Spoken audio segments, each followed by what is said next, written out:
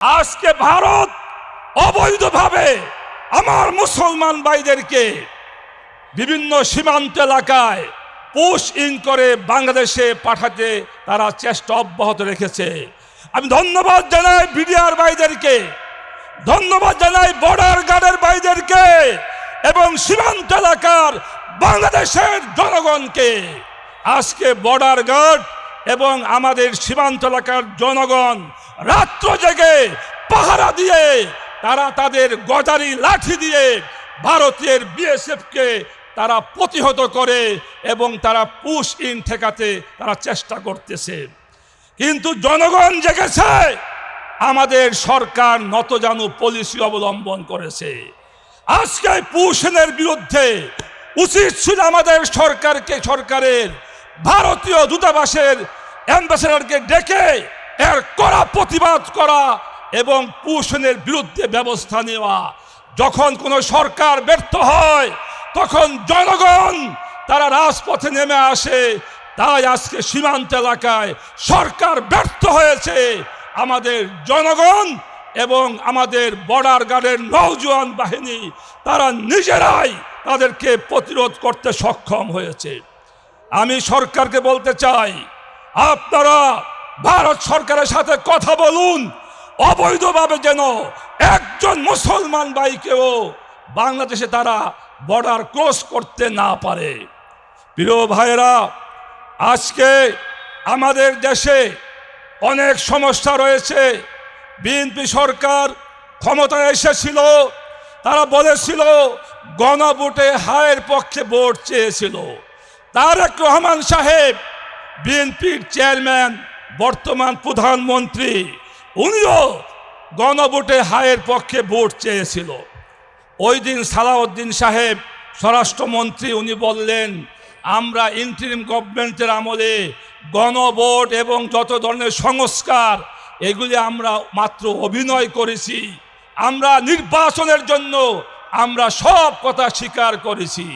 আজকে আমি জিজ্ঞাসা করতে চাই, কথা সত্য কার? তারেক রহমান সাহেবের, যিনি গণভোটে হায়ের পক্ষে ভোট চেয়েছেন, নাকি সালাউদ্দিন সাহেবের? এর দ্বারা বোঝা যায় বিএনপি জনগণের সাথে প্রতারণা করে একটি নির্বাচনে ইঞ্জিনিয়ারিং মাধ্যমে তারা ক্ষমতা আসতে চেয়েছিল। আজকে তারা তাই করেছে। তাই আমি সরকারকে বলবো, অবিলম্বে আইন শৃঙ্খলার উন্নতি করুন এবং তেল, গ্যাস, বিদ্যুতের বর্ধিত মূল্য প্রত্যাহার করুন এবং দ্রব্যমূল্যের ঊর্ধ্বগতি কমিয়ে জনগণের ক্রয় ক্ষমতার আওতায় নিয়ে আসুন। আজকে সীমান্তে পুশিন করার জন্য চেষ্টা করছে ভারত। আমরা বলতে চাই, ভারতের মুসলমানরা সেইখানে সেই দেশের নাগরিক, তারা ওখানে সম্মানের সহিত থাকবে, তাদেরকে কেন বাংলাদেশে পাঠানোর চেষ্টা করছে? আমি আমাদের সরকারকে অনুরোধ করব, বর্ডার গার্ডে কড়া নিরাপত্তা বেষ্টনী দেওয়ার জন্য এবং যে কোনো মূল্যে এই পুশিনকে রোধ করার জন্য। সুতরাং আগামী দিনে সরকারকে যেন সুন্দরভাবে রাষ্ট্র পরিচালনা করে, আমরা আবারও সরকারকে আহ্বানযোগ্য জানাচ্ছি। বাংলাদেশ খেলাফত মজলিস জনগণের জন্য কাজ করে, জনগণের একটা সংগঠন। যদি সরকার এই তেলের মূল্য বৃদ্ধি না কমায়, বিদ্যুতের দাম না কমায়, জনগণকে নিয়ে আমরা রাজপথে নামবো, আন্দোলন সংগ্রাম করব।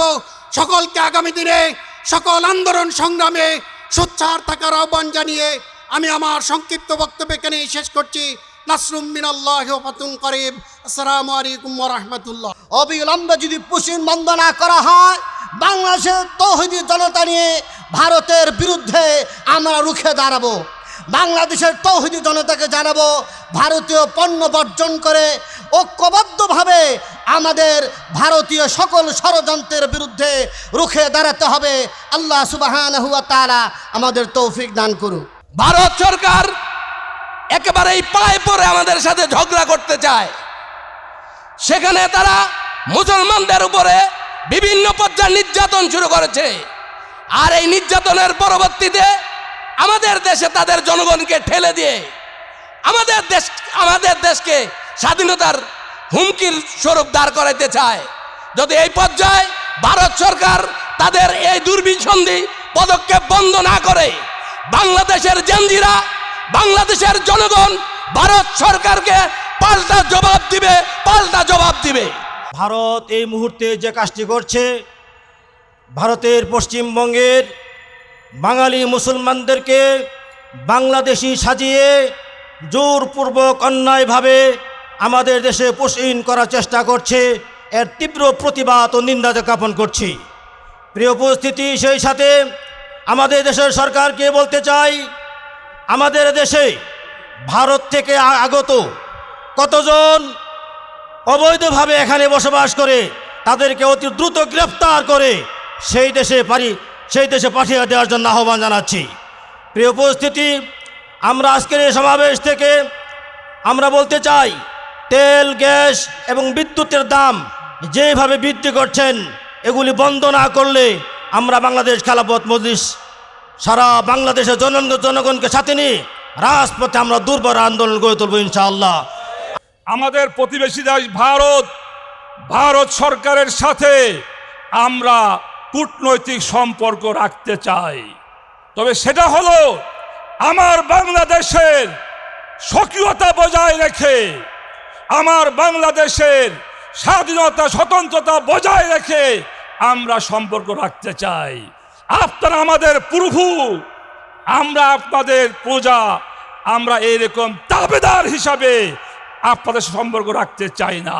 যেভাবে পারছে প্রতিদিন সিলিন্ডারের গ্যাসের মূল্য বৃদ্ধি করা হচ্ছে।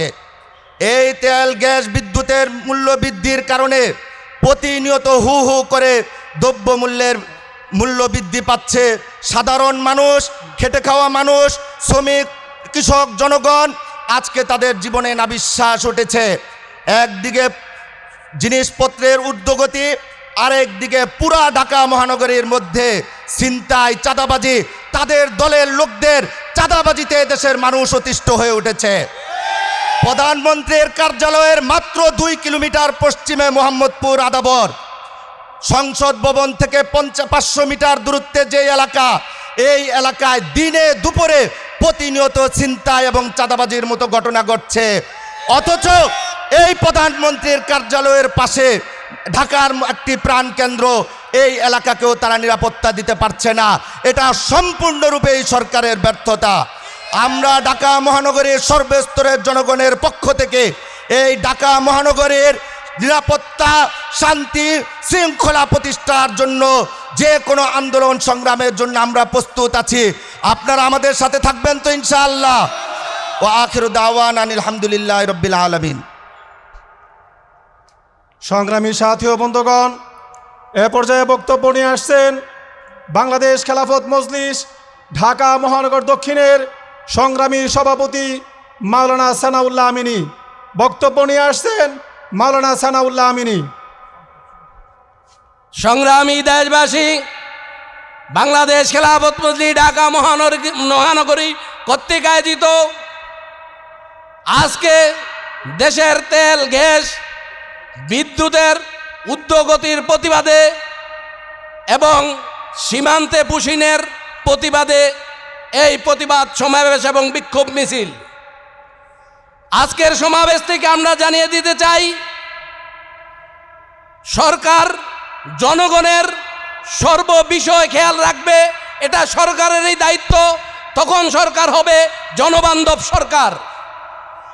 সরকার যদি জনগণের সুবিধা, জনগণের শান্তি শৃঙ্খলা, জনগণের নিরাপত্তা দিতে ব্যর্থ হয়, মনে করতে হবে এই সরকার আস্তে আস্তে জনবিচ্ছিন্ন সরকারে পরিণত হবে।